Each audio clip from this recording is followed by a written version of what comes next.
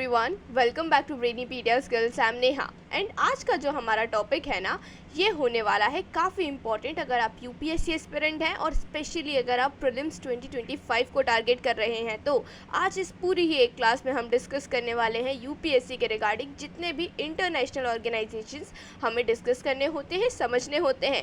इस पूरी ही क्लास के अंतर्गत हम सारे ही इंटरनेशनल ऑर्गेनाइजेशंस को समझेंगे, उनमें इंडिया का क्या रोल है ये समझेंगे, उनका फाउंडिंग ईयर क्या रहा, किस प्रकार से ऑर्गेनाइजेशंस वर्क करते हैं। इन सारी ही चीज़ों को आज की क्लास में हम कवर करने वाले हैं। तो हमारा आज का जो टॉपिक रहने वाला है वो होगा इंटरनेशनल ऑर्गेनाइजेशन। और आज की इस क्लास में जितने भी इंपॉर्टेंट इंटरनेशनल ऑर्गेनाइजेशंस हैं यूपीएससी के रिगार्डिंग, जो कि आपको एग्जाम्स में देखने को मिल सकते हैं, या फिर जिन टॉपिक्स में से, जिन इंटरनेशनल ऑर्गेनाइजेशंस में से प्रीवियस ईयर में हमें क्वेश्चंस देखने को मिले हैं, उन सारे ही इंटरनेशनल ऑर्गेनाइजेशंस को आज इस क्लास में हम डिस्कस करने वाले हैं। इससे पहले मैं ये क्लास शुरू करूं, I would like to request you for one thing कि please share this video with your friends, specially with those who are preparing for UPSC, ताकि वो भी इस वीडियो से इंटरनेशनल ऑर्गेनाइजेशंस के बारे में जो इन्फॉर्मेशन है, जो इम्पोर्टेंट नॉलेज है, उसे गेन कर सकें। और ये सारी ही इन्फॉर्मेशन, ये सारी ही नॉलेज उनके एग्ज़ाम में उनके लिए हेल्पफुल साबित होगी। चलिए स्टार्ट करते हैं आज की क्लास को बिना टाइम को वेस्ट किए। सबसे पहले एक बेसिक इंट्रोडक्शन से शुरुआत करना चाहूँगी मैं कि जो हमारा इंटरनेशनल ऑर्गेनाइजेशन है, it plays a crucial role in shaping global governance, economic policies and diplomatic relations. अगर मैं बात करूँ इंटरनेशनल ऑर्गेनाइजेशंस की, भाई ये हमारे लिए इम्पॉर्टेंट क्यों हो जाते हैं, क्यों हम इंटरनेशनल ऑर्गेनाइजेशंस को डिस्कस करते हैं, उनके बारे में इतने डिटेल में पढ़ते हैं।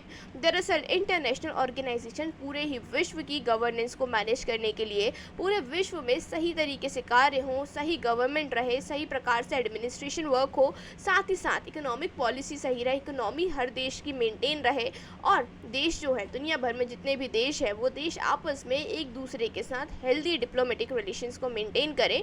इस सारी ही चीज़ों को इंश्योर करने के लिए इंटरनेशनल ऑर्गेनाइजेशंस का होना बहुत ज़रूरी हो जाता है। आसान शब्दों में बोलूँ, इंटरनेशनल ऑर्गेनाइजेशन का मतलब होगा जो अंतर्राष्ट्रीय लेवल पे काम करने वाले संगठन होंगे, ऑर्गेनाइजेशंस होंगे, जो कि सिर्फ एक ही देश के अंतर्गत नहीं, दुनिया भर में बहुत सारे देशों के साथ मिलकर कार्य करेंगे, वो होते हैं इंटरनेशनल ऑर्गेनाइजेशन। और ये इंटरनेशनल ऑर्गेनाइजेशंस अलग अलग फील्ड में कार्य करते हैं। अलग अलग फील्ड के लिए अलग अलग प्रकार के इंटरनेशनल ऑर्गेनाइजेशंस हमें पूरी दुनिया भर में देखने को मिलते हैं। लेकिन आज की क्लास में हम सिर्फ उन ऑर्गेनाइजेशंस को टारगेट करेंगे, उन ऑर्गेनाइजेशंस को डिस्कस करेंगे जो कि हमारे एग्जाम पॉइंट ऑफ व्यू से इम्पॉर्टेंट हो जाते हैं। India as a major global player actively participate in various international bodies to influence global decision making and protect its national interest। अब हम बात करें कि भाई ये जो पूरा ही टॉपिक है यहाँ पे हमारा इंटरनेशनल ऑर्गेनाइजेशन का, ये इसीलिए भी इम्पॉर्टेंट हो जाता है क्योंकि इंडिया एज अ कंट्री इन सारे ही ऑर्गेनाइजेशंस में काफ़ी एक्टिवली पार्टिसिपेट करता हुआ हमें नज़र आता है।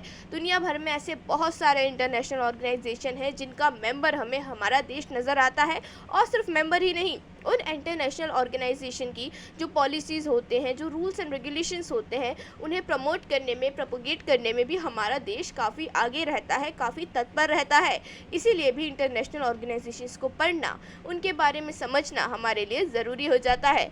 तो ये तो हो गया बेसिक सा इंट्रोडक्शन कि इंटरनेशनल ऑर्गेनाइजेशन क्या होता है और क्यों हम इन्हें डिस्कस करते हैं। शुरुआत करते हैं इम्पॉर्टेंट इंटरनेशनल बॉडीज़ और इंडिया के रोल की उन सभी इंटरनेशनल बॉडीज़ में। सबसे पहली इम्पॉर्टेंट इंटरनेशनल बॉडी अगर कोई होगी तो वो होगा United nation. Give me a second please. Yes, actually गलत स्लाइड थी वो पहले आ गई थी। हम बात करने वाले हैं क्लासिफिकेशन ऑफ इंटरनेशनल ऑर्गेनाइजेशन से। आज के सबसे पहला जो हमारा टॉपिक होगा वो हम समझेंगे कि इंटरनेशनल ऑर्गेनाइजेशन का क्या क्लासिफिकेशन होता है। दरअसल इंटरनेशनल ऑर्गेनाइजेशन को, अंतर्राष्ट्रीय संगठनों को भी अलग अलग तरीके से अलग अलग भागों में विभाजित किया जाता है, डिवाइड किया जाता है। सबसे पहले हो जाते हैं इंटर गवर्नमेंटल ऑर्गेनाइजेशन, जिसे हम IGOs के नाम से जानते हैं। इसका मतलब क्या होता है? It is formed by treaties among sovereign state. यहाँ पे जो बहुत सारे सोवेरियन स्टेट्स होते हैं ना, वो लोग आपस में मिल के इन ऑर्गेनाइजेशन का फॉर्मेशन करते हैं।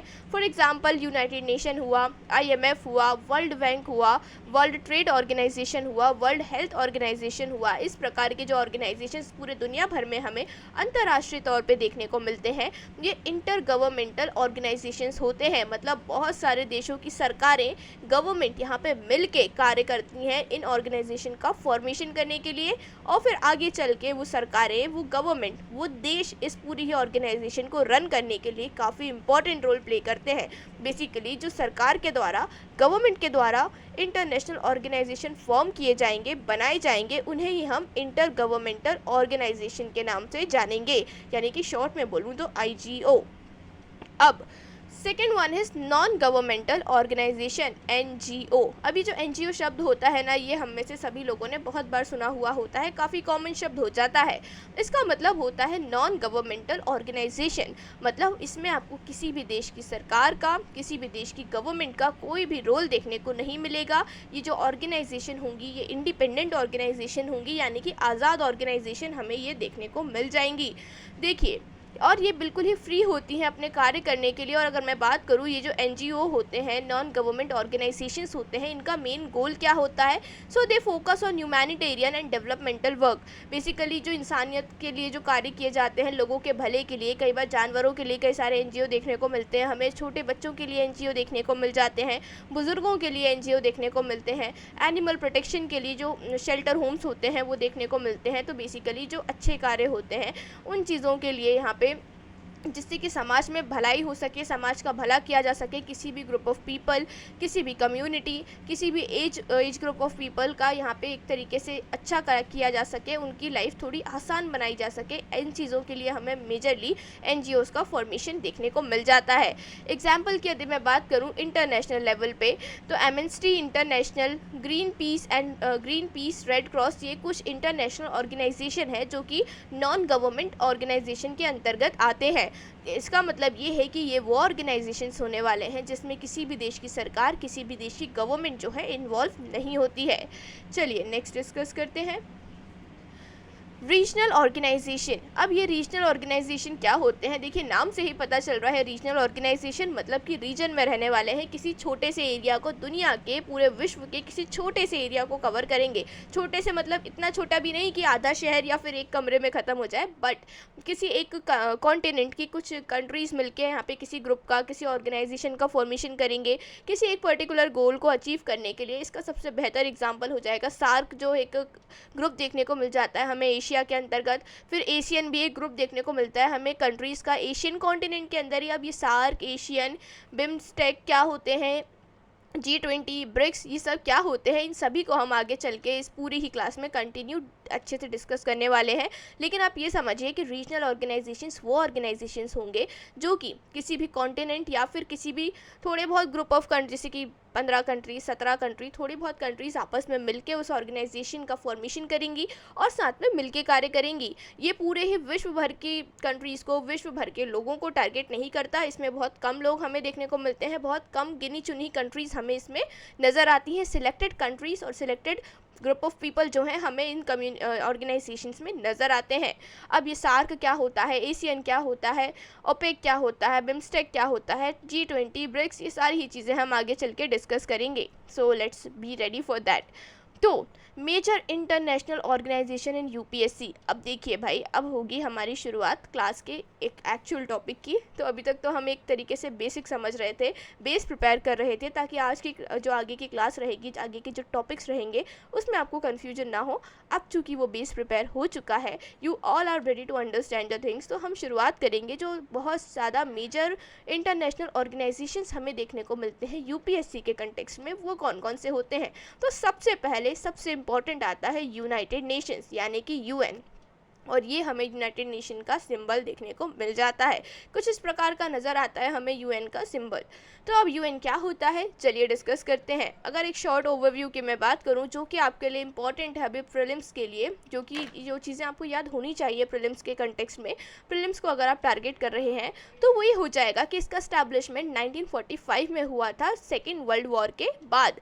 इसके हेडक्वार्टर हमें न्यूयॉर्क USA में देखने को मिलते हैं। अगर बात करो दुनिया भर के कितने देश हमें हमें यूनाइटेड नेशन के मेंबर देखने को मिलते हैं। तो टोटल 193 कंट्रीज़, 193 देश जो हैं हमें यूनाइटेड नेशंस के मेंबर देखने को मिल जाते हैं।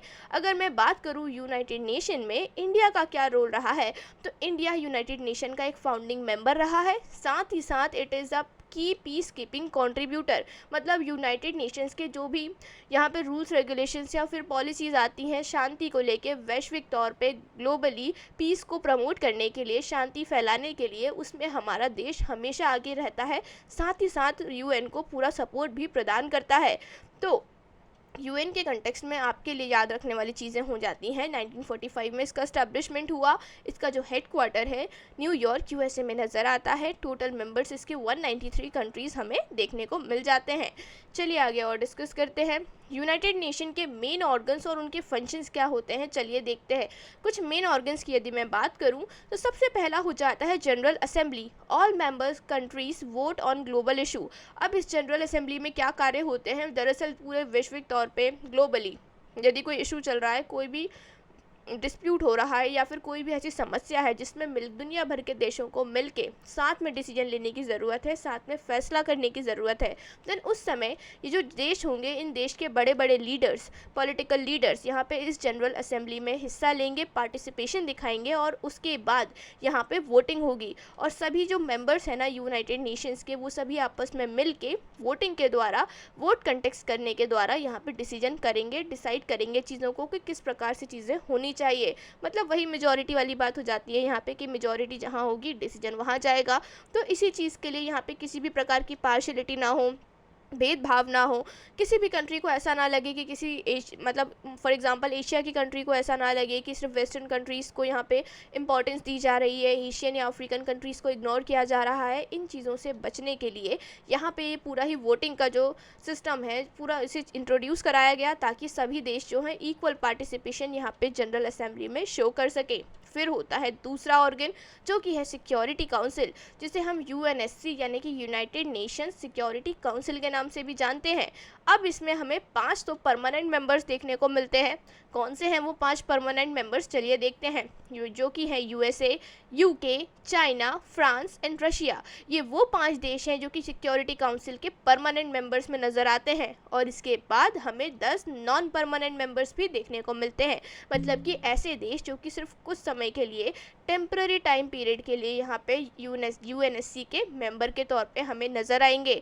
अब यहाँ पे ये जो यूएनएससी है, क्या काम है इस यूएनएससी का, दरअसल it is responsible for peace keeping and sanction. ये पूरे विश्व में, पूरी ही दुनिया में पीस कीपिंग यानी कि शांति जो है उसे बनाए रखने के लिए रिस्पॉन्सिबल होते हैं। साथ ही साथ यदि कोई देश जो ग्लोबल लॉज होते हैं उनको पालन नहीं करता, उनका पालन नहीं करता, उन्हें ब्रेक करता है, तो उस कंडीशन में ये जो यूएनएससी होता है ना, उस देश पे सैंक्शन भी लगा सकते हैं। सैंक्शन लगाने का मतलब हो सकता है एक तरीके से दंड देना, एक तरीके से सज़ा देना। किस प्रकार से सज़ा देना, बहुत सारे देश मिलके उस देश को बॉयकॉट कर देंगे, उस देश से जो भी ट्रेड चल रहा है, जो भी व्यापार चल रहा है उसे रोक देंगे। साथ ही साथ उस देश को जो भी सपोर्ट इन्होंने प्रदान किया है, फॉर एग्जांपल हमने देखा है दुनिया भर में जो देश हैं वो एक दूसरे से कहीं ना कहीं इंटरलिंक्ड होते हैं, एक दूसरे के ऊपर किसी ना किसी चीज़ के लिए डिपेंडेंट होते हैं।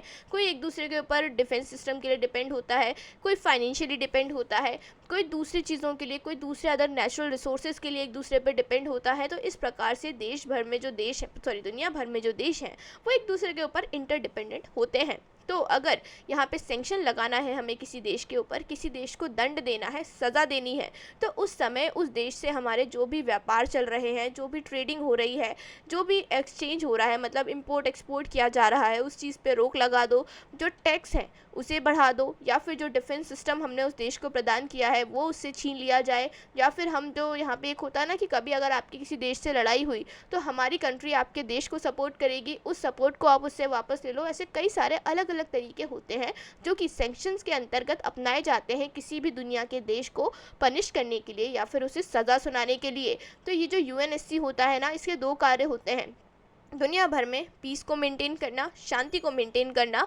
और अगर कोई देश इस चीज़ में रुकावट लाता है, बाधा क्रिएट करता है या फिर कोई भी इंटरनेशनल लॉ जो है उसे ब्रेक करता है, देन उस कंडीशन में यहाँ पे यूएनएससी उस देश के ऊपर सैंक्शन लगा सकता है।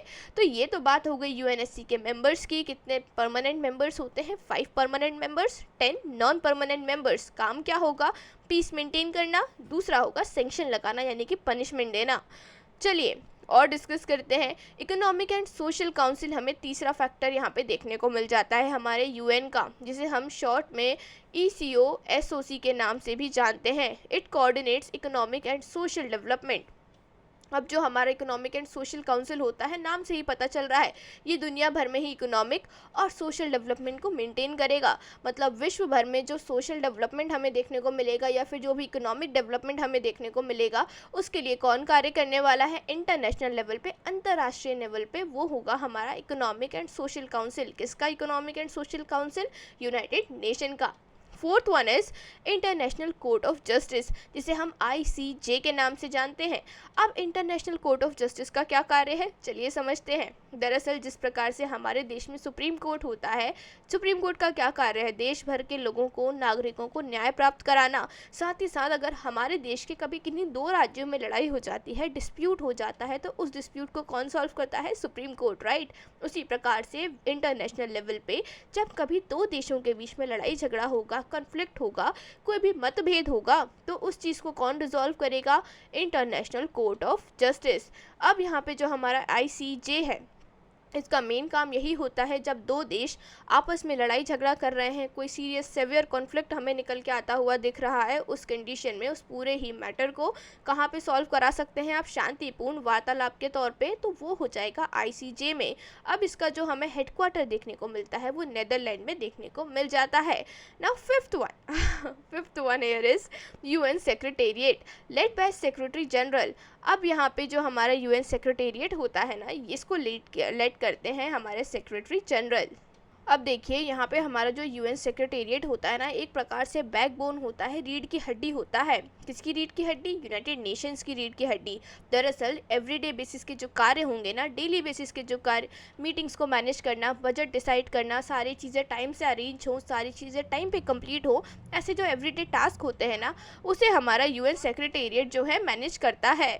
और अगर मैं बात करूं एट प्रेजेंट हमारी जो UN सेक्रेटेरिएट हैं, इसके सेक्रेटरी जनरल हमें कौन देखने को मिलते हैं? तो वो है एंटोनियो गुटेरेस। अब ये जो एंटोनियो हैं, ये सन 2017 से यहाँ पे इलेक्ट हुए हैं और तब से ही अपने कार्यकाल को कंटिन्यू कर रहे हैं। लेकिन अगर मैं प्रेजेंट की बात करूँ तो ये इनका सेकेंड टर्म हमें यहाँ पे देखने को मिल जाता है। This is the second time he is been serving to United Nations. तो ये यहाँ पे बात हो गई है UN सेक्रेटेरिएट की, ICJ की, इकोनॉमिक एंड सोशल काउंसिल की। उम्मीद करती हूँ ये सारे ही पॉइंट्स आपको समझ में आए होंगे, क्योंकि ये सारे ही पॉइंट्स काफ़ी आसान थे और काफ़ी आसान भाषा में मैंने आपको समझाने की कोशिश की है।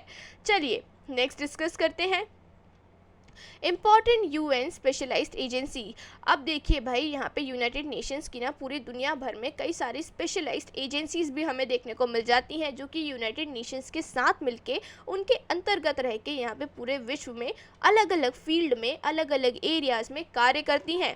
तो सबसे पहली ऑर्गेनाइजेशन यहाँ पे हमें देखने को मिलेगी WHO, जो कि है वर्ल्ड हेल्थ ऑर्गेनाइजेशन।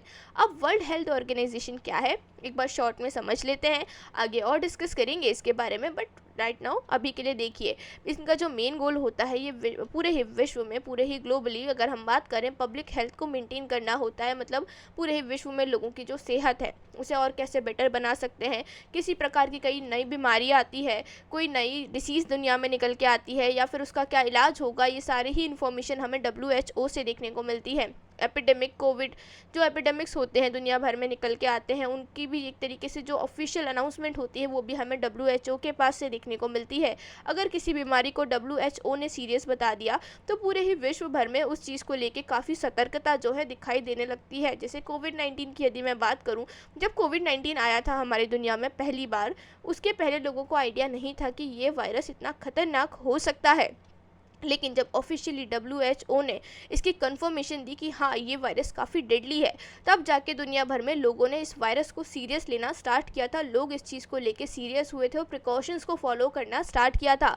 उसके पहले लोगों ने इस चीज़ को काफ़ी इग्नोर किया, लोगों ने इस चीज़ पे इतना ध्यान नहीं दिया कि कोविड-19 इज़ जस्ट अ वायरस, इस तरीके की चीज़ें मेंटालिटी थी। बट जब WHO ने ऑफिशियली इस चीज़ का अनाउंसमेंट किया, यहाँ पे प्रूफ दिए कि भाई ये जो हमारा कोविड-19 वायरस है ये काफ़ी डेंजरस है, it can cause you up to death, तब जाके लोग इस चीज़ को लेके काफ़ी सीरियस हुए थे। तो अब आप इस चीज़ से समझ सकते हैं कि पूरी दुनिया भर में WHO की कितनी इंपॉर्टेंस है when it comes to health और पब्लिक हेल्थ केयर।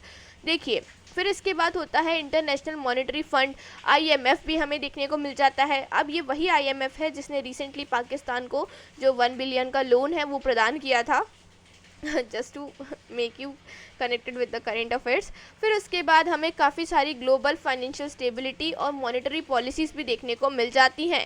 मतलब यूनाइटेड नेशंस बेसिकली दुनिया भर में काफ़ी अलग अलग फील्ड में, काफ़ी अलग अलग एरियाज़ में कार्य करते हैं। इनका कार्य सिर्फ एक ही जो डिप्लोमेटिक रिलेशंस होते हैं उन्हें ही मेंटेन करना नहीं होता, उसके अलावा भी बहुत सारे क्राइटेरियाज होते हैं, बहुत सारी फील्ड्स होती हैं जहाँ पे हमें UN के अलग अलग ऑर्गेनाइजेशंस या फिर UN के बहुत सारी ब्रांचेस छोटी छोटी हमें देखने को मिल जाती हैं। तो चलिए आगे डिस्कस करते हैं। वर्ल्ड बैंक ग्रुप, अब देखिए हमारा वर्ल्ड बैंक ग्रुप भी हमें इसी के अंतर्गत नज़र आ जाता है। UN की जो काफ़ी स्पेशलाइज्ड एजेंसी होती है उनमें से एक होता है वर्ल्ड बैंक ग्रुप, यानी कि world bank basically economic development और इंफ्रास्ट्रक्चर फाइनेंसिंग की बात होती है। दुनिया भर में कई सारे देश अपने देश के इकोनॉमी या फिर इंफ्रास्ट्रक्चर को डेवलप करने के लिए वर्ल्ड बैंक से लोन लेते हैं, वर्ल्ड बैंक से कुछ पैसा उधार लेते हैं। हालांकि फिर आगे चल के उन्हें ये पैसा चुकाना भी पड़ता है, पर वर्ल्ड बैंक का मेजर काम यही होता है जब दुनिया भर में किसी देश को आर्थिक तौर पर संकट आए, आर्थिक तौर पे कोई भी समस्या हो, कोई भी देश इस तरीके से परेशान हो, तो उस कंडीशन में यहाँ पे ये जो हमारा give me a second please, या I am so sorry for the disturbance. So what I was saying is that world bank का ये काम होता है कि दुनिया भर में कभी भी किसी देश को पैसे की आर्थिक स्थिति से ज़रूरत हो तो हमारा वर्ल्ड बैंक हमेशा तैयार रहता है मदद करने के लिए। लेकिन उसकी भी काफ़ी टर्म्स एंड कंडीशंस होती हैं, इतनी आसानी से वर्ल्ड बैंक से लोन नहीं मिल जाता। लेकिन फिर भी यदि ज़रूरत है, आपका रीज़न जेन्यून है, तो वर्ल्ड बैंक आपकी हेल्प कर सकता है। फिर आता है UNESCO education, cultural heritage preservation and world heritage site. अब देखिए, आप UPSC एस्पिरेंट है तो आपने दुनिया भर में और हमारे इंडिया में भी स्पेशली यूनेस्को की जो वर्ल्ड हेरिटेज साइट हैं उनके बारे में स्टडी करा होगा, उनको याद किया होगा, उनकी लोकेशंस को समझा होगा। तो ये जो यूनेस्को की एजुकेशन है, साथ ही साथ कल्चरल हेरिटेज को प्रोटेक्ट करने की, प्रिजर्वेशन करने की जो पूरी एक स्कीम है, इससे आप बहुत ही क्लियरली अवगत होंगे। और साथ ही साथ वर्ल्ड हेरिटेज साइट्स क्या होती हैं ये भी आपको ऑलरेडी पता ही होगा, क्योंकि ये आप हिस्ट्री और आर्ट एंड कल्चर में ऑफ कोर्स ऑटोमेटिकली पढ़ते हुए आते हैं। तो ये बात तो हो गई। देखिए, अब अगर आप यहाँ से ध्यान से देखें, अभी तक हमने इतने सारे UN के देखिए जो क्लॉज हैं वो डिस्कस किए, बेसिकली जो एजेंसीज़ हैं उन्हें डिस्कस किया, जैसे कि WHO हो गया।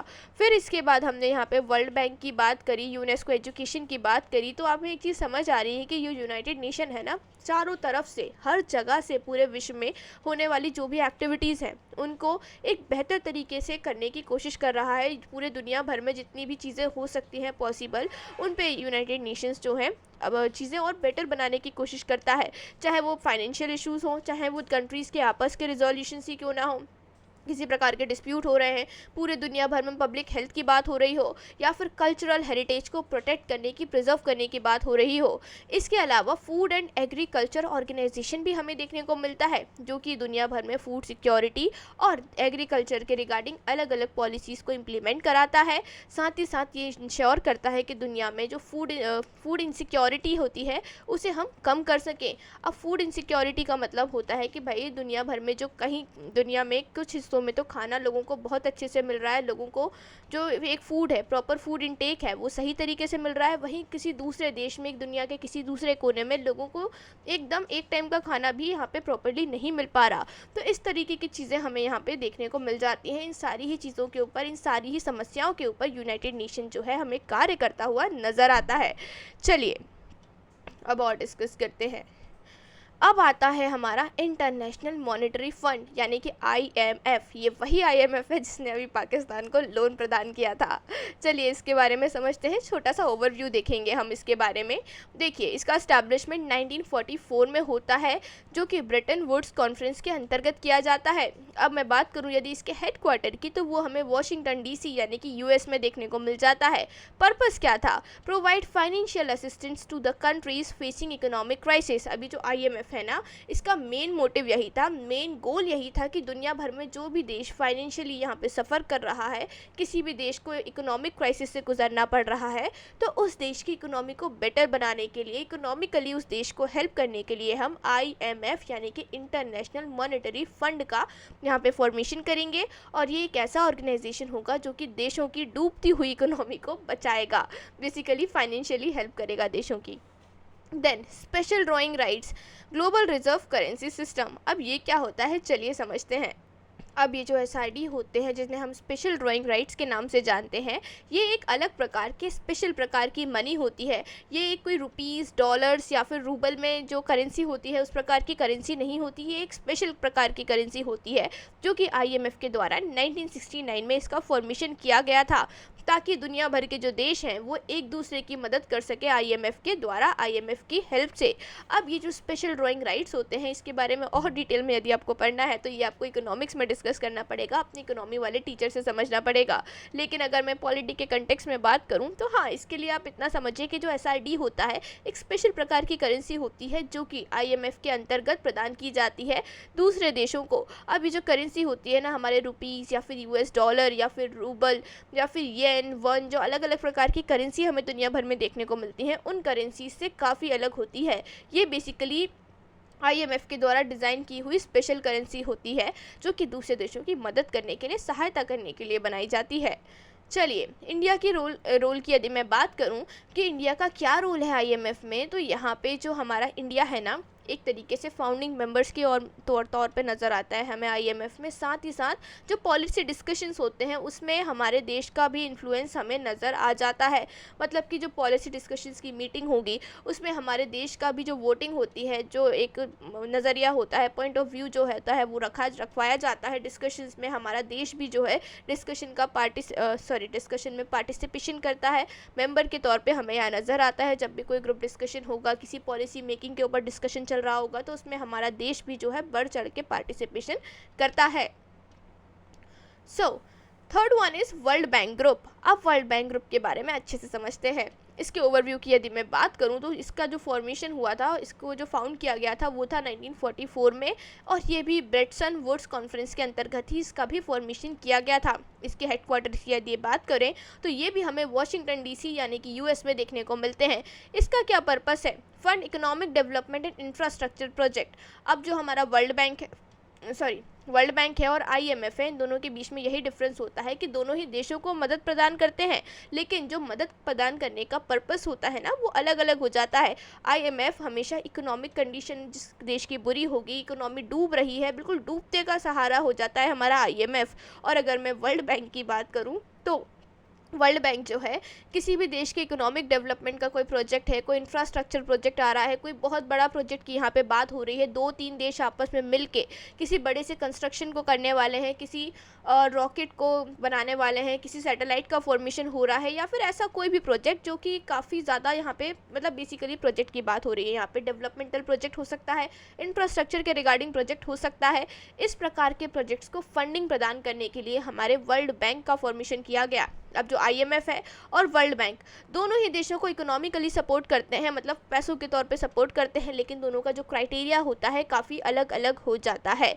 अगर हम बात करेंगे IMF की, तो यहाँ पे देश की इकोनॉमी को बेहतर बनाने के जो भी रास्ते होंगे, बेसिकली कोई देश जब एकदम गरीबी के तौर पे जा रहा है, अपने देश में डेवलपमेंट ही नहीं कर पा रहा है, उस कंडीशन में IMF का सहारा लेगा वो देश। और अगर मैं बात करूँ वर्ल्ड बैंक के दरवाजे कब खटखटाए जाएंगे, तो वो तब खटखटाए जाएंगे जब आपके देश में कोई इकोनॉमिक डेवलपमेंट प्रोजेक्ट की बात चल रही हो, उसके लिए फंडिंग की कमी हो रही हो, थोड़ा बहुत फंड चाहिए आपको, या फिर आपके देश में कोई इंफ्रास्ट्रक्चरल प्रोजेक्ट आ रहा है, उन कंडीशन में यहाँ पे वर्ल्ड बैंक के पास आप जा सकते हैं।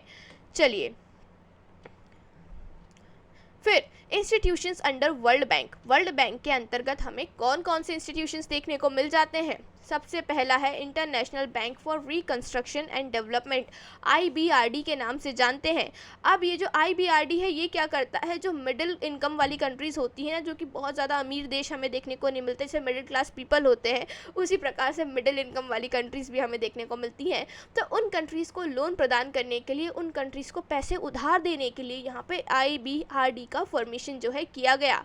अब एक और होता है इंटरनेशनल डेवलपमेंट एसोसिएशन, जिसे हम IDA के नाम से जानते हैं। अभी जो IDA है ये क्या करेगा, जो दुनिया में सबसे गरीब पुअरेस्ट नेशंस होते हैं ना, एकदम ही गरीब, जैसे कि हमारे इंडिया में आपको पुअर लोग देखने को मिल जाते हैं, फिर थोड़े से नॉर्मल कंडीशन के लोग देखने को मिलते हैं, फिर मिडिल क्लास होते हैं, फिर अपर मिडिल क्लास, काफ़ी ज़्यादा क्लासिफिकेशन होता है। वैसे ही देशों में भी क्लासिफिकेशन होता है, गरीब देश, मिडिल वाले देश, और फिर जैसे डेवलपिंग नेशंस होते हैं उसी प्रकार से सबसे पहले गरीब देश आ जाएंगे, फिर थोड़े से मिडिल इनकम वाले आ जाएंगे, फिर अमीर देश आ जाएंगे।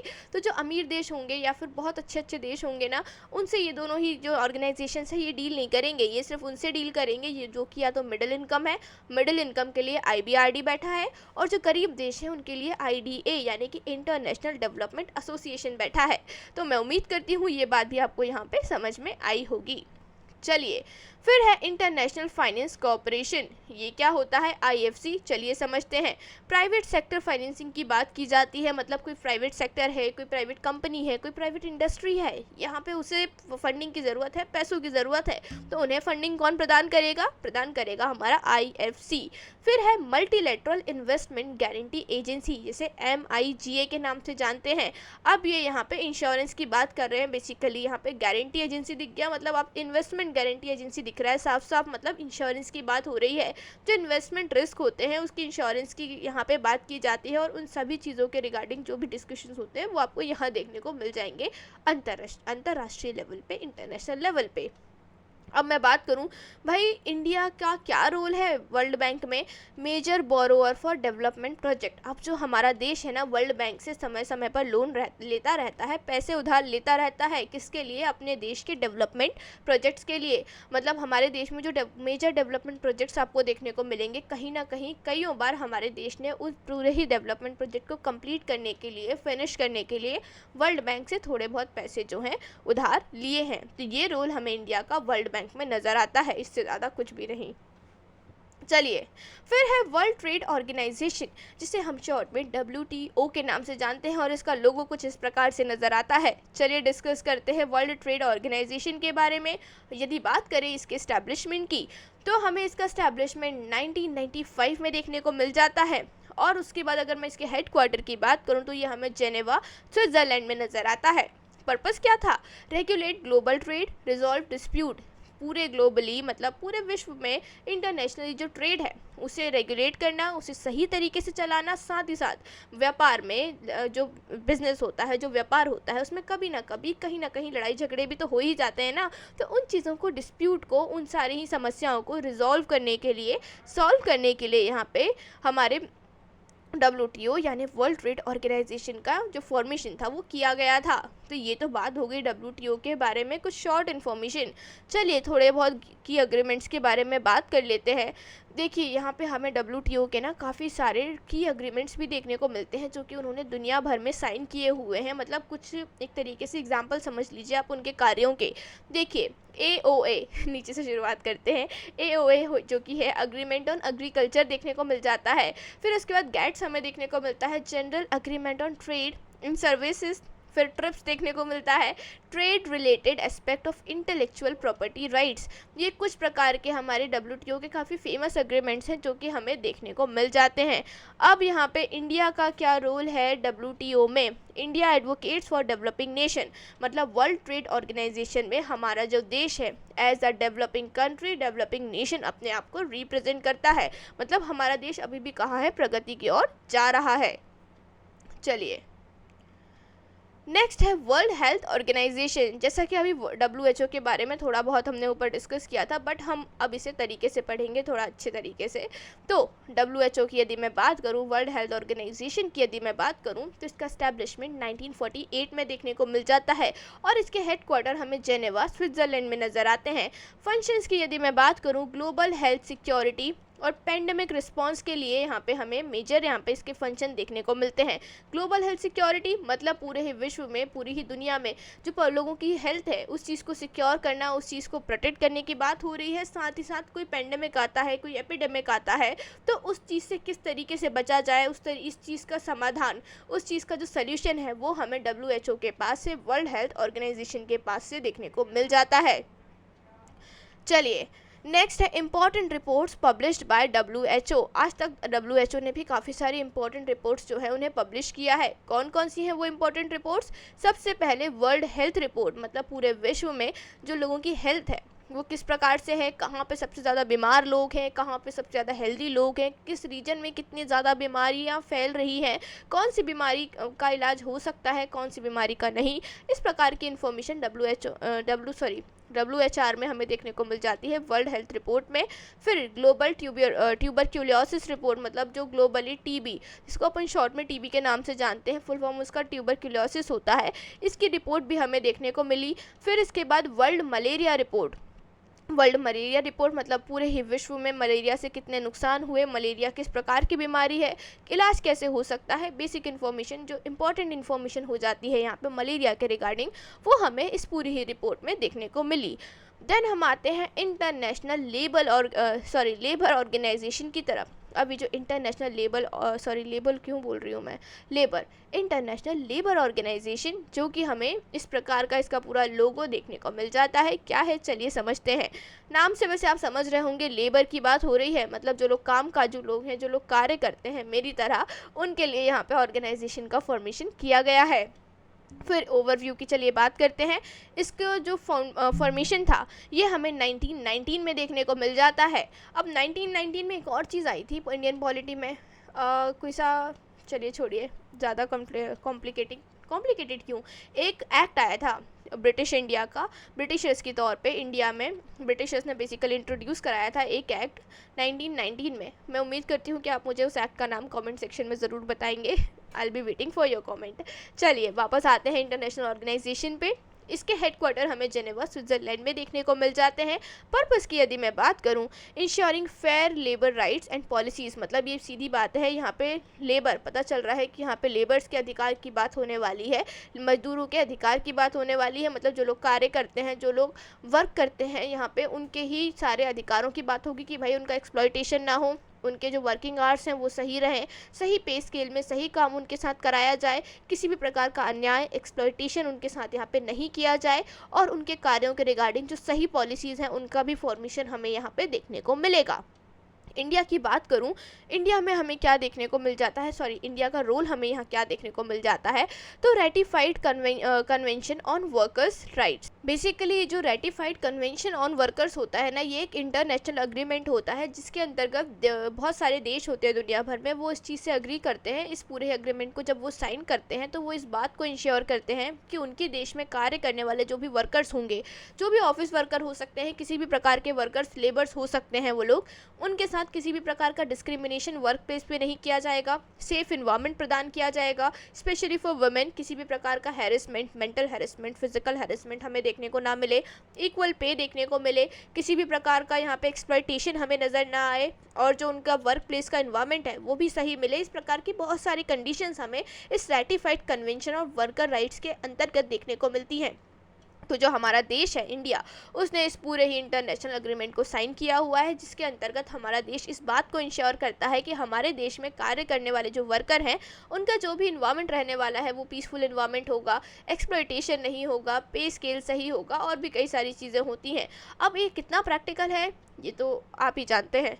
चलिए नेक्स्ट डिस्कस करते हैं फूड एंड एग्रीकल्चर ऑर्गेनाइजेशन के बारे में, जो कि FAO के नाम से भी हम जिसे फेमसली जानते हैं। अब इसका फाउंडेशन हमें 1945 में देखने को मिलता है। इसके हेडक्वार्टर हमें रोम, इटली में नज़र आते हैं। फंक्शन क्या है, इंश्योर ग्लोबल फूड सिक्योरिटी, मतलब पूरे ही विश्व में, पूरी ही दुनिया में जो फूड सिक्योरिटी है उस चीज़ को इंश्योर करना, ये इनका मेजर गोल होता है, ये इनका मेजर फंक्शन होता है। फूड सिक्योरिटी का मतलब अगेन यही होता है कि जो लोग हैं उनके पास बेसिक फूड जो है, उनकी जो बेसिक फूड रिक्वायरमेंट है वो क्या हो सके, यहाँ पे फुलफिल हो सके। चलिए इंपॉर्टेंट रिपोर्ट्स की यदि मैं बात करूं कि इन्होंने कुछ इंपॉर्टेंट रिपोर्ट्स जो हैं उन्हें पब्लिश किया है आज तक, तो वो है state of food security and nutrition in the world. मतलब पूरे ही विश्व में जो फूड सिक्योरिटी के स्टेट है, जो हालत है, उसके रिगार्डिंग ये जो है समय समय पर रिपोर्ट पब्लिश करते हैं। साथ ही साथ पूरे ही विश्व में जो न्यूट्रिशन की कंडीशन है, कई जगह पे माल न्यूट्रिशन देखने को मिल रहा है, कहीं बच्चों को न्यूट्रिशन ही नहीं मिल पा रहा, न्यूट्रिशन की कमी के कारण कई बच्चों की डेथ हो जाती है, इनफैक्ट मॉर्टेलिटी रेट काफ़ी हाई हो जाता है। इस प्रकार की कई सारी इन्फॉर्मेशन हमें इनकी रिपोर्ट्स के अंतर्गत देखने को मिल जाती हैं। देन है ब्रिक्स, BRICS। अब यहाँ पे नाम से पता चल रहा है Brazil, Russia, China, India, south Africa, ये इन पूरे ही देशों को मिला के एक ऑर्गेनाइजेशन बनता है, एक ग्रुप बनता है, और इस ग्रुप को शॉर्ट में हम ब्रिक्स के नाम से जानते हैं। क्या सिग्निफिकेंस है? Represents major emerging economy. अब ये जो हमारा ब्रिक्स है ना, ये पूरी ही दुनिया में जो मेजर इमर्जिंग इकोनॉमीज़ होती हैं, मतलब जो ग्रो कर रही होती हैं देश की इकोनॉमीज़, बेसिकली ग्रोइंग इकोनॉमीज़ वाले जो देश होते हैं ना, उन्हें ये ब्रिक्स जो है रिप्रेजेंट करता है पूरे ही विश्व में। क्या रोल है?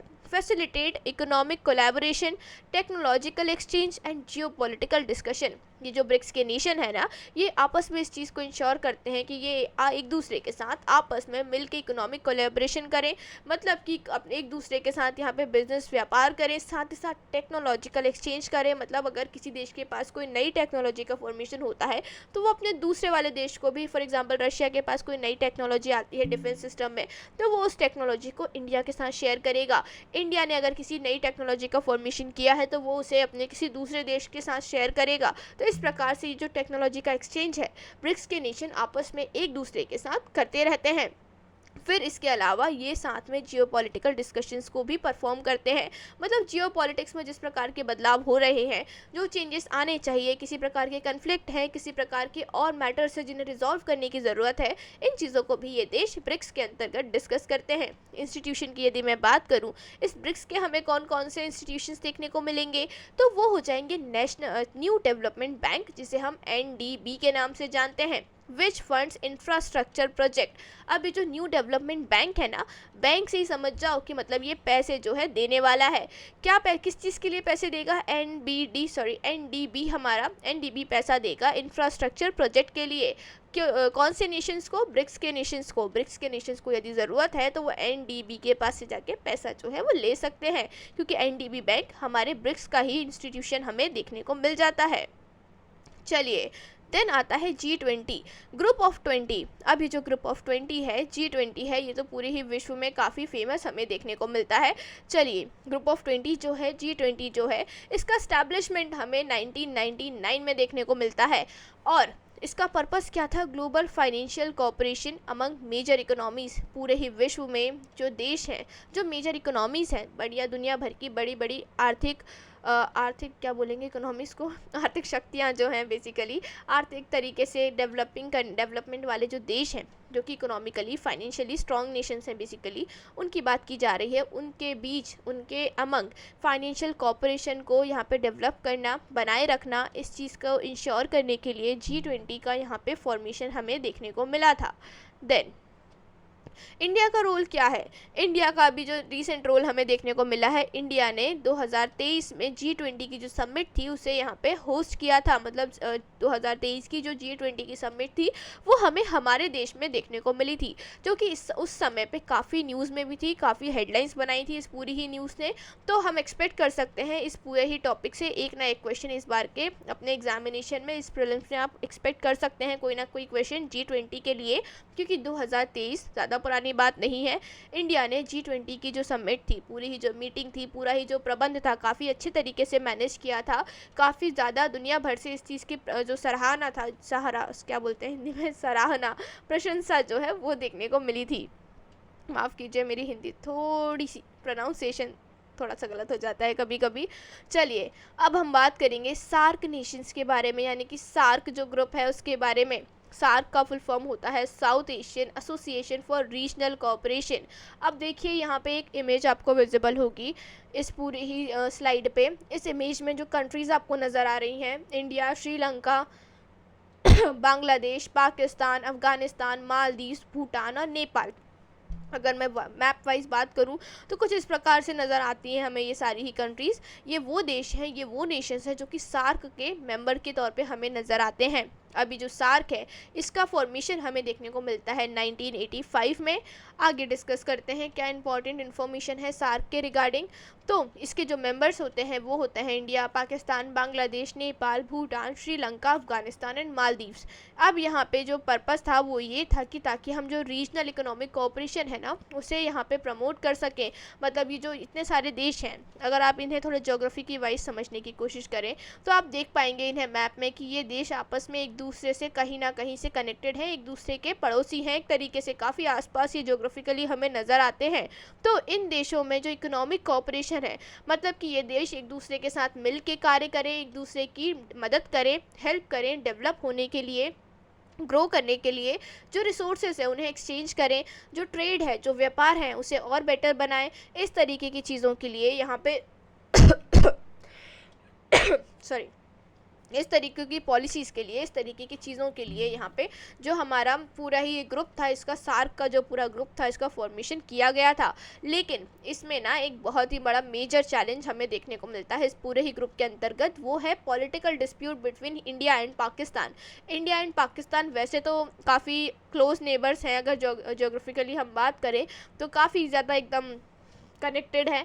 But then the thing is that कि यहाँ पे फिर भी हमें काफ़ी ज़्यादा कन्फ्लिक्ट, काफ़ी ज़्यादा लड़ाई झगड़े जो हैं इनके दोनों के ही बीच में देखने को मिलते हैं। और इनके इन कॉन्स्टेंट कॉन्फ्लिक्ट का जो असर होता है ना कहीं सार्क के दूसरे देशों के ऊपर भी हमें देखने को मिल जाता है। जब भी इंडिया एंड पाकिस्तान का कोई भी कन्फ्लिक्ट होता है, आपस का जो भी ट्रेड, जो भी व्यापार थोड़ा बहुत होता है वो भी बंद हो जाता है, और भी कई सारी जो ट्रीटीज़ होती हैं उन्हें कैंसिल कर दिया जाता है, और भी कई सारी चीज़ें, कई सारे बड़े बड़े मेजर चेंजेस हमें देखने को मिलते हैं। जिसके कारण ये जो सार्क का पूरा एक ओवरव्यू था ना, एक जो आइडिया था कि हम सारे देश आपस में मिल के एक दूसरे के साथ ग्रोथ की तरफ जाएंगे, डेवलपमेंट यानी विकास की तरफ जाएंगे, उस चीज़ में थोड़ी सी हमें यहाँ पे परेशानी जो है नज़र आती है। तो ये तो यहाँ पे मेजर चैलेंज हो जाता है सार्क नेशंस के लिए। क्या चीज़ चैलेंज होता है? इंडिया और पाकिस्तान के बीच का डिस्प्यूट, काफ़ी ज़्यादा जो कॉन्फ्लिक्ट हमें इंडिया एंड पाकिस्तान के बीच में देखने को मिलते हैं वो। देन है बिम्स्टेक। बिम्स्टेक जो होता है ये अगेन हमें एक ग्रुप देखने को मिल जाता है बहुत सारे नेशंस का। अब बिम्स्टेक में कौन से बहुत सारे नेशंस होते हैं, कौन से बहुत सारे देश होते हैं, ये स्क्रीन पे आपको विजिबल होगा। फुल फॉर्म की यदि मैं बात करूं, bay of Bengal initiative for multi sectoral technical and economic cooperation. अब चूंकि यहाँ बे ऑफ बंगाल है तो आप इतना तो समझ ही चुके हैं कि इंडिया तो आएगा ही आएगा। इंडिया के साथ नेपाल, भूटान, बांग्लादेश, म्यांमार, थाईलैंड और श्रीलंका जैसे देश जो हैं इस पूरे ही ग्रुप का हमें हिस्सा देखने को मिल जाते हैं। तो इस पूरे ही ग्रुप का हिस्सा हमें ये सारे ही देश जो हैं देखने को मिलते हैं। Give me a second please. या नाउ इट्स मच बेटर। सो चलिए नेक्स्ट डिस्कस करते हैं। Slide was not well. तो नेक्स्ट स्लाइड जो है हमारी ये बताती है हमें कि हमारे इस पूरे ही ग्रुप में 7 मेंबर्स देखने को मिलते हैं, 7 कंट्रीज़ देखने को मिलती हैं जो कि साउथ एशिया और साउथ ईस्ट एशिया से बिलोंग करती हैं। बात करेंगे ऑब्जेक्टिव की, enhancing cooperation in trade, technology, energy, tourism, transport and fisheries. अब ये जो बे ऑफ बंगाल वाला रीजन हो जाता है ना, इस पूरे ही रीजन में टेक्नोलॉजी को यहाँ पे एक तरीके से जनरेट करना, साथ ही साथ ट्रांसपोर्ट को, टूरिज्म को, एनर्जी को, जो फिशरीज़ होती हैं एक तरीके से, इन सारी ही चीज़ों को डेवलप करना, सारी ही चीज़ों को यहाँ पे बढ़ावा देने के लिए, प्रमोट करने के लिए इस पूरे ही ग्रुप का फॉर्मेशन जो है किया गया था। सिग्निफिकेंस की बात करूँ, strengthen the regional cooperation specially for India. अब ये हमारे देश के लिए फ़ायदेमंद इसलिए हो जाता है क्योंकि इससे देखो हमारे देश के आसपास वाले जितने देश हैं ना, ये एक साथ मिल के कार्य करते हैं, एक साथ मिल के डेवलपमेंट की ओर जाते हैं। तो इससे हमारे देश के लिए जो एक रीजनल कोऑपरेशन होता है, मतलब एक जो लोकल भाईचारा टाइप समझ सकते हो कि ये देश आपस में क्या है, एक दूसरे से थोड़ा कनेक्टेड रहते हैं, एक दूसरे के साथ मिल के कार्य करते हैं।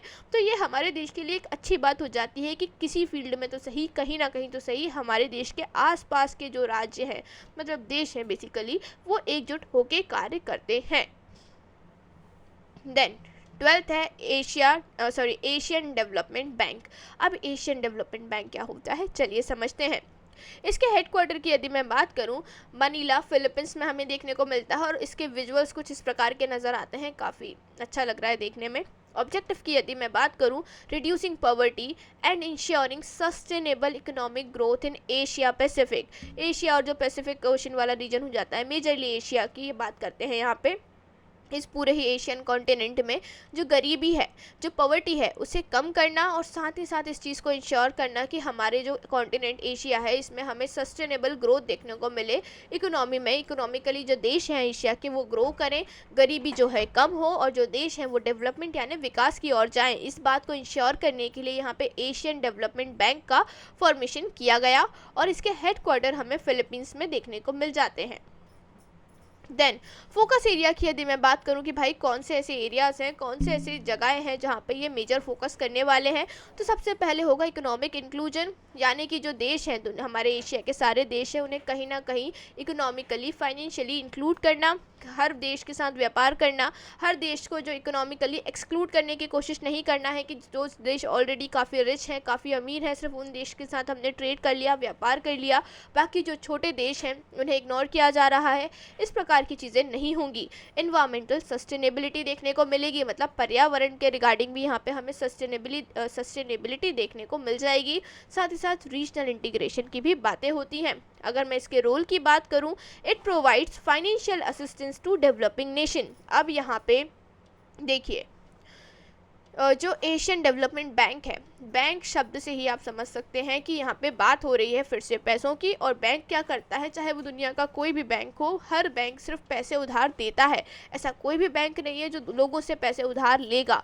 तो यहाँ पे भी जो एशियन डेवलपमेंट बैंक है ये भी क्या करने वाला है, यहाँ के लोगों को पैसे उधार देने वाला है। Then it provides financial assistance to developing nation, मतलब एशिया के जो डेवलपिंग नेशन होते हैं जो कि विकास की ओर बढ़ रहे होते हैं, विकास की ओर जा रहे होते हैं, ऐसे देशों को ये फाइनेंशियल हेल्प प्रदान करता है, मतलब पैसों की मदद प्रदान करता है। Then Asian association of south east Asian nation. अब ये जो हमारा एशियन होता है ना, ये इसका फुल फॉर्म होता है association of south east Asian nation, मतलब साउथ ईस्ट एशिया के जो नेशंस होते हैं, जिस प्रकार से आप यहाँ पे मैप में देख पा रहे हैं, ये हो जाएंगे लाओस, म्यांमार, थाईलैंड, कंबोडिया और फिर Malaysia, Indonesia, Singapore, Philippines, Brunei. इस प्रकार के जो देश हमें यहाँ पे देखने को मिलते हैं, इन सभी देशों से मिलके यहाँ पे बनता है हमारा एशियन। इसमें टोटल हमें 10 मेंबर देखने को मिल जाते हैं। 10 ऐसे नेशंस होते हैं साउथ ईस्ट एशिया के जो कि इस पूरे ही ग्रुप का हिस्सा होते हैं।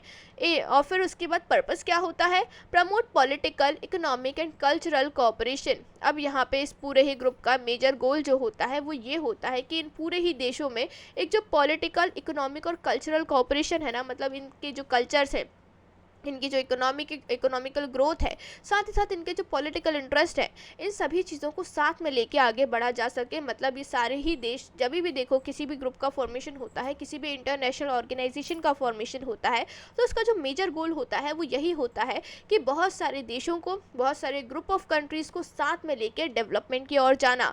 तो यहाँ पे भी वही बात हो रही है। यहाँ की जो इकोनॉमिक इंटरेस्ट है, मतलब ये जो देश हैं साउथ ईस्ट एशियन जो कंट्रीज़ हैं, इनके ऊपर, इनमें इकोनॉमिक डेवलपमेंट हो, मतलब फाइनेंशियली स्टेबिलिटी देखने को मिले। साथ ही साथ इनका जो कल्चर है, ये एक दूसरे के साथ कल्चरल कोऑपरेशन को भी मैनेज करें, क्योंकि ये जो देश होते हैं ना, यहाँ का कल्चर जो होता है हमें काफ़ी हद तक सिमिलर देखने को मिलता है। काफ़ी सिमिलैरिटीज़ हमें इन जगह कल्चर्स में देखने को मिल जाती है।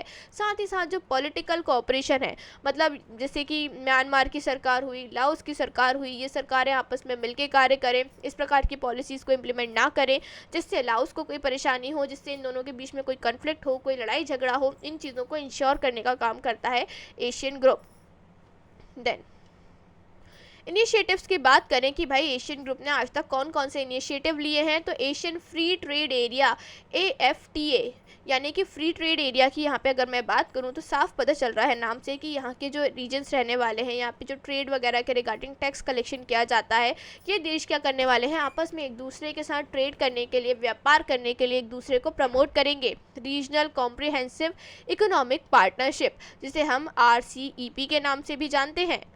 अब देखिए, ये जो AFTA या फिर RCEP होते हैं, ये दोनों ही इस प्रकार के इनिशिएटिव होते हैं जिसके अंतर्गत जो टैक्स होते हैं ना, जब भी दो कंट्रीज, दो नेशंस आपस में व्यापार करते हैं, ट्रेड करते हैं, तो उस कंडीशन में, व्यापार की कंडीशन में, दोनों ही एक दूसरे के इंपोर्ट एक्सपोर्ट में कुछ अमाउंट ऑफ टैक्स लगाते हैं। तो यहाँ पे जो हमारा एशियन कंट्रीज़ होती हैं ना, ये एक दूसरे के ऊपर जो टैक्स होती है उसे कम से कम रखती है, मिनिमम रखती है, मतलब हमें कम से कम 0 से 5% तक का ही टैक्स यहाँ पे मैक्सिमम देखने को मिलेगा।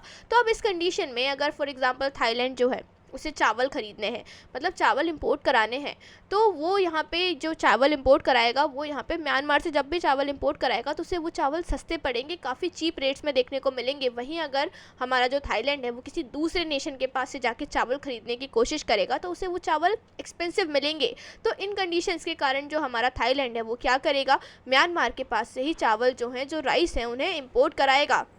तो इससे क्या फ़ायदा होगा, इससे यहाँ का जो रीजनल ट्रेड है, जो लोकल व्यापार है, उसमें हमें ग्रोथ देखने को मिलेगी, उसमें हमें यहाँ पे डेवलपमेंट देखने को मिल जाता है। और साथ ही साथ यहाँ पे ये जो एशियन कंट्रीज़ होती हैं ना, ये RCEP के अंतर्गत एक दूसरे के साथ व्यापार करने के जो रूल्स होते हैं, जो नियम होते हैं ना, उन्हें भी काफ़ी आसान बना देते हैं, जिसके कारण यहाँ के जो लोकल बिजनेस होते हैं, लोकल जो ट्रेडर्स होते हैं, उन्हें काफ़ी ज़्यादा ग्रोथ, काफ़ी ज़्यादा मुनाफा देखने को मिल जाता है। अब मैं बात करूं यहाँ पे इंडिया के एंगेजमेंट की, कि भाई इंडिया का क्या कनेक्शन देखने को मिलता है, तो act east policy enhances ties. अब हमारा जो देश है एक प्रकार की एक्ट ईस्ट पॉलिसी को एक तरीके से फॉरेन पॉलिसी है, एक फॉरेन पॉलिसी का हिस्सा हो जाता है एक्ट ईस्ट पॉलिसी। इसके अंतर्गत इंडिया जो है ना, एशियन कंट्रीज़ को, जो ईस्टर्न साइड वाली कंट्रीज़ एशिया का पार्ट होती हैं, उन्हें यहाँ पे प्रेफरेंस देता है, कोशिश करता है कि हमारे एशिया की कंट्रीज़ के साथ हमारा जो ट्रेड है, जो व्यापार है, वो ज़्यादा अच्छा रहे, ज़्यादा स्मूथली वर्क करे। बेसिकली एशियन कंट्रीज़ को ट्रेड में यहाँ पे प्रायोरिटी जो है वो दी जाती है। तो इंडिया यहाँ पे जो एशियन कंट्रीज़ हैं, इन्हें भी प्रायोरिटाइज़ करता है, क्योंकि ऑफकोर्स ये भी ईस्टर्न कंट्रीज़ हैं, ये भी एशिया का हिस्सा हैं। तो इंडिया का जो रोल होता है ना, हमें एशियन कंट्री के इस पूरे ग्रुप में यही देखने को मिलता है कि इंडिया यहाँ पे अपनी एक्ट ईस्ट पॉलिसी जो है उसे यहाँ पे एक तरीके से लागू करने की कोशिश करता है, और उसके अंतर्गत इन कंट्रीज़ के साथ जो ट्रेड है, जो व्यापार है, उसे कंटिन्यू रखता है। Then OECD, organisation for economic cooperation and development. अब ये जो इतने सारे देशों के आपको फ्लैग्स यहाँ पे नज़र आ रहे हैं, ये सभी वो देश हैं जो कि OECD के मेंबर्स हमें देखने को मिल जाते हैं। चलिए समझते हैं आगे। अगर मैं टोटल मेंबर्स की बात करूं, यहाँ पे OECD के टोटल मेंबर्स हमें 38 देखने को मिल जाते हैं। डेवलप्ड नेशंस होते हैं। डेवलप्ड नेशन का मतलब होता है वो देश जो कि ऑलरेडी विकसित हो चुके हैं, जिन्होंने ऑलरेडी विकास जो है उसे गेन कर लिया है। और डेवलपिंग नेशन का मतलब होता है वो नेशन जो कि अभी डेवलपमेंट की ओर धीरे धीरे आगे बढ़ रहे हैं। अगर मैं बात करूँ इस पूरे ही ग्रुप के ऑब्जेक्टिव की, तो इसका जो ऑब्जेक्टिव होता है वो होता है economic progress, trade promotion and policy coordination. मतलब है यहाँ के कि ये सभी देश जो हैं साथ में मिलकर इकोनॉमिक प्रोग्रेस की ओर जाते हैं, मतलब अपने आप को, एक दूसरे को इकोनॉमिकली और स्ट्रॉन्ग बनाने की बातें करते हैं। ऐसी पॉलिसीज़ का इम्प्लीमेंटेशन करेंगे, ऐसी पॉलिसीज़ को फॉलो करेंगे जिससे ये देश जो हैं और ज़्यादा इकोनॉमिकली ग्रो कर सकें और ज़्यादा स्ट्रॉन्ग एंड कंट्रीज़ जो हैं बन सकें। साथ ही साथ अपने एक दूसरे के ट्रेड का प्रमोशन करेंगे, मतलब जो व्यापार होगा उसको और प्रमोट करने की कोशिश की जाएगी, उसे और ज़्यादा यहाँ पे प्रोपोगेट करने की, और ज़्यादा यहाँ पे एक तरीके से बोलना चाहिए, और ज़्यादा फैलाने की कोशिश की जाएगी। साथ ही साथ पॉलिसी कोऑर्डिनेशन भी हमें यहाँ देखने को मिलता है। अगर मैं बात करूँ कि भाई इंडिया का क्या रोल है, हालांकि इंडिया इस एसोसिएशन का मेंबर नहीं है, बट फिर भी इट कोलैबोरेट्स ऑन इकोनॉमिक रिसर्च। कभी किसी प्रकार की इकोनॉमिक रिसर्च यहाँ पे यदि होती है तो उसमें हमारा देश जो है कोलैबोरेशन कर लेता है, मतलब उस रिसर्च का हिस्सा बन जाता है। बट अभी तक हमारा देश इस पूरे ही ग्रुप का हिस्सा नज़र नहीं आता है। चलिए वर्ल्ड बैंक की बात करेंगे। उसके पहले चलिए डिस्कस करते हैं। पहले पर्पस की यदि मैं बात करूं, provides loan and grants for infrastructure and development in low income countries. I guess हम इस चीज़ को डिस्कस कर चुके हैं क्या? Give me a second please. Yes, so we have already discussed about world bank. अच्छी बात है। तो कुछ इन्फॉर्मेशन तो यहाँ पे कम होती है, हम ऑलरेडी वर्ल्ड बैंक के बारे में डिस्कस कर चुके हैं, बट आई गेस स्लाइड जो है 2 बार यहाँ पे आ चुकी है। तो वर्ल्ड बैंक और IBRD, IDA, ये सारी ही इन्फॉर्मेशन हम ऑलरेडी डिस्कस कर चुके हैं। चलिए नेक्स्ट टॉपिक की तरफ चलते हैं, जो कि है हमारा NSG। अब ये जो NSG होता है ये क्या होता है, चलिए समझते हैं। इसके ऑब्जेक्टिव की यदि मैं बात करूं तो it prevent nuclear proliferation through export control of nuclear materials. अब देखिए, बेसिकली यहाँ पे ये बात कही जा रही है कि ये जो न्यूक्लियर सप्लाई ग्रुप है, ये एक ऐसा ग्रुप है जो कि दुनिया भर में जो न्यूक्लियर वेपन्स होते हैं उन्हें बनने से रोकता है, और उनके जो मटेरियल्स होते हैं, मतलब ऐसे जो भी रॉ मटेरियल्स रिक्वायर होते हैं किसी न्यूक्लियर वेपन को जनरेट करने के लिए, किसी न्यूक्लियर वेपन का फॉर्मेशन करने के लिए, उन मटेरियल्स के सप्लाईज को भी यहाँ पे रोक लगाता है। अगर मैं बात करूँ इस पूरे ही ग्रुप में इंडिया का क्या स्टेटस है, तो हालांकि आज तक इंडिया इस ग्रुप का मेंबर नहीं है। इंडिया इस ग्रुप की मेंबरशिप पाने की कोशिश करता है, लेकिन यहाँ पे समय समय पर चाइना से अपोजिशन के कारण इंडिया इस ग्रुप का मेंबर नहीं बन पाता है।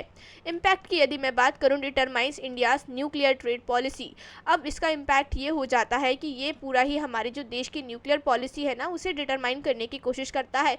मतलब हमारे देश की न्यूक्लियर पॉलिसी भी क्लियर है कि हम किसी देश पे कभी न्यूक्लियर जो हमारे वेपन्स हैं उनका इस्तेमाल नहीं करेंगे, उनका अटैक नहीं करेंगे, और हमेशा उन्हें सिर्फ अपनी सिक्योरिटी के लिए, अपने प्रोटेक्शन के लिए अपने देश में रखते हैं। हालांकि एनएसजी के जो रूल्स होते हैं वो काफ़ी स्ट्रिक्ट होते हैं, साथ ही साथ यहाँ पे काफ़ी स्ट्रिक्ट रूल देखने को मिलते हैं, जैसे कि जो यूरेनियम होता है, जो न्यूक्लियर रिएक्टर्स होते हैं, और भी बहुत सारे प्रोडक्ट होते हैं जो कि किसी न्यूक्लियर पावर को डेवलप करने के लिए बनाए जाते हैं। उन चीज़ों को एक्सपोर्ट करना, इंपोर्ट करना, काफ़ी ज़्यादा यहाँ पे स्ट्रिक्ट रूल्स होते हैं। अगर आप किसी देश को इस चीज़ को बेच रहे हैं तो आप उसके पहले इस चीज़ को इंश्योर कीजिए कि क्या वो देश एक ट्रस्टवर्दी देश है भी या फिर नहीं। मतलब किसी ऐसे देश को आप नहीं दे सकते ये न्यूक्लियर चीज़ें, फॉर एग्जाम्पल नॉर्थ कोरिया, हालांकि उसके पास ऑलरेडी वेपन्स हैं, बट फिर भी अगर दुनिया का कोई देश नॉर्थ कोरिया को जाके और न्यूक्लियर वेपन्स बनाने के जो सप्लाईज हैं वो देता है, फॉर एग्जांपल, और कोई इररिस्पॉन्सिबल देश हो गया जिसके ऊपर आप भरोसा नहीं कर सकते, जो कि किसी इंटरनेशनल लॉ को फॉलो नहीं करता, किसी इंटरनेशनल ऑर्गेनाइजेशंस की बातों को नहीं मानता, या फिर किसी भी तरीके से जो एथिक्स हैं पॉलिटिक्स के उसे फॉलो नहीं करता, ऐसे किसी देश को यदि आपने न्यूक्लियर वेपन्स दे दिए तो वो सिर्फ किसी एक देश के लिए नहीं बल्कि पूरी दुनिया के लिए खतरा साबित हो सकता है। इसीलिए अगर कोई भी देश यहाँ पे एनएसजी का मेंबर है और उस चीज़ को ब्रेक करता है, या फिर पूरे ही विश्व में कोई भी ऐसा देश है जो कि एनएसजी का मेंबर नहीं भी है और इस चीज़ को अनफॉलो करता है, बेसिकली यहाँ पे इस रूल को ब्रेक करने की कोशिश करता है, देन उस कंडीशन में यहाँ पे ये जो हमारा एनएसजी है ना, ये यहाँ पे सैंक्शंस लगा सकता है, उस पूरे ही देश के साथ ट्रेड रोक सकता है, और भी कई अलग अलग प्रकार की पनिशमेंट जो है उस देश को प्रदान की जा सकती है। तो यहाँ पे न्यूक्लियर वेपन्स जो है उनके स्प्रेड को रोकने के लिए, उनकी गलत इस्तेमाल को रोकने के लिए एनएसजी जो है, न्यूक्लियर सप्लाई ग्रुप जो है, उसका फॉर्मेशन किया गया था। चलिए, देन आता है शंघाई कोऑपरेशन ऑर्गेनाइजेशन, जिसे हम SCO के नाम से जानते हैं। अब SCO की जो कंट्रीज़ हैं आपको यहाँ पे विजिबल होंगी मैप के थ्रू। इस पूरे ही मैप में जो कंट्रीज़ हैं वो दिख रही हैं। चलिए एक बार देखते हैं। Russia, Kazakhstan, Uzbekistan, Iran, Kyrgyzstan, Tajikistan, Pakistan, India and China. सारी स्थान वाली कंट्रीज़ यहाँ पे हमें नज़र आ रही हैं, चाहे वो कजाकिस्तान हो, उज़्बेकिस्तान, किर्गिस्तान, ताजिकिस्तान, पाकिस्तान। चलिए, तो अब यहाँ पे जो मेंबर्स हैं चाइना, रशिया, इंडिया, पाकिस्तान और सेंट्रल एशिया की जो नेशंस होते हैं, जो कि हमारा कजाकिस्तान, उज़्बेकिस्तान, किर्गिस्तान, ताजिकिस्तान, अच्छा लगता है इनका नाम लेके। तो ये वो सारी नेशंस हैं जो कि हमें SCO के मेंबर्स के तौर पे नज़र आते हैं। अब है जो हमारा SCO है, इसका फॉर्मेशन 2001 में किया गया था। क्यों? ताकि यहाँ पे सिक्योरिटी और इकोनॉमिक मैटर्स को डिस्कस किया जा सके।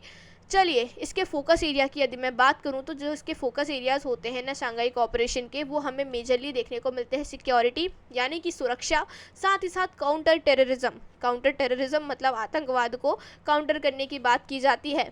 अब यहाँ पे एक चीज़ देखिए, टेररिज्म को काउंटर करने की बात हो रही है और पाकिस्तान इस पूरे ही कोऑपरेशन का हिस्सा देखने को मिल रहा है। कितनी गजब बात है ना ये, कि मतलब ठीक है, अब no comments on that, but still यहाँ पे टेररिज्म को काउंटर करने की बात हो रही है और पाकिस्तान इस पूरे ग्रुप का हिस्सा है। इससे ज़्यादा फ़नी चीज़ अब और क्या हो सकती है। ठीक है, इंडिया के पार्टिसिपेशन की बात करती हूँ। हेल्प्स इनहेंस स्ट्रैटेजिक एंगेजमेंट इन यूरेशिया। अब यहाँ पे जो हमारा इंडिया का पार्टिसिपेशन है ना, वो कुछ इस प्रकार से हो जाता है कि जो यूरेशिया वाला हिस्सा हो जाता है, यूरेशिया मतलब एशिया और यूरोप को मिला के जो एक हिस्सा बनता है ना, रशिया और थोड़े बहुत कंट्रीज़ यहाँ पे यूरोप की हो जाती हैं, इस पूरे रीजन को मिला के हम यूरेशिया के नाम से जानते हैं। थोड़ा बहुत हमारा एशिया, थोड़ा बहुत हमारा यूरोप, मिला दो, बन जाएगा यूरेशिया। तो ये जो पूरा ही रीजन हो जाता है यूरेशिया वाला, इसमें हमारे देश का इंगेजमेंट जो है ना काफ़ी ज़्यादा इंपॉर्टेंट हो जाता है, काफ़ी इन्हेंस निकल के आता है। क्योंकि जब हम एससीओ के मेंबर होते हैं तो इस जगह पे होने वाली एक्टिविटीज़, जो भी डिस्कशंस हो रहे हैं, जो भी यहाँ पे मीटिंग्स होंगी, फोरम्स होंगे, उसके पार्टिसिपेशन में हम नज़र आएंगे, हम उस चीज़ में पार्टिसिपेट करेंगे, डिसीजन मेकिंग में भी हम आपको नज़र आएंगे। तो मतलब ये है कहने का कि ये जो पूरा ग्रुप है, ये एक तरीके से हमारी जो एक स्ट्रैटेजिक इंगेजमेंट हो जाती है, एक तरीके से जो जियो पॉलिटिक्स हो जाती है ना यूरेशिया वाले रीजन में, उसमें इंडिया के फेवर में ये पूरा ही ग्रुप कार्य करता है। तो I guess that's all for today's video. अभी हमारी पूरी की पूरी जो इंटरनेशनल ऑर्गेनाइजेशन है वो बिल्कुल ख़त्म नहीं हुई है, बहुत सारी इंटरनेशनल ऑर्गेनाइजेशंस बची हैं। फॉर एग्ज़ाम्पल ये सारी ही जो इंटरनेशनल ऑर्गेनाइजेशंस अभी आपको यहाँ पे स्क्रीन पे विजिबल हैं, ये सारी ही ऑर्गेनाइजेशंस को अभी हमें डिस्कस करना है, इनके बारे में समझना है। तो मैं उम्मीद करती हूँ कि आप नेक्स्ट क्लास में पार्ट 2 जो आने वाला है इस पूरी ही चीज़ का, इसमें आप रहेंगे, इन चीज़ों को हम डिस्कस करेंगे, इन चीज़ों को हम समझेंगे। देन इसके बाद आज की क्लास को मैं यहीं सम अप करना चाहूँगी। मैं उम्मीद करती हूँ कि आज की क्लास की जो इंटरनेशनल ऑर्गेनाइजेशंस थी आपको काफ़ी अच्छे तरीके से समझ में आई होंगी, आपने यहाँ से बहुत सारी नई चीज़ें सीखी। और ये जो इंटरनेशनल ऑर्गेनाइजेशन का टॉपिक है ना, आपके प्रीलिम्स के लिए काफ़ी इंपॉर्टेंट है। तो शेयर कर दो अपने सभी दोस्तों के साथ जो कि प्रीलिम्स की प्रिपरेशन कर रहे हैं, ये वाला नहीं तो अगले वाला ही सही, बट अगर यूपीएससी की प्रिपरेशन कर रहे हो तो इन इंटरनेशनल ऑर्गेनाइजेशन के बारे में पता होना बहुत ज़रूरी हो जाता है। मैं उम्मीद करती हूँ कि आपकी प्रिपरेशन अच्छी चल रही होगी। You all are healthy, you all are happy, you all are doing well in your life. So at last I would like to say just one thing, that all the best for your examinations. Keep watching, keep learning, and don't forget to subscribe to this channel so that you can never miss the part 2 of this video. So at last I would like to say just one thing. Thank you for watching. Thank you.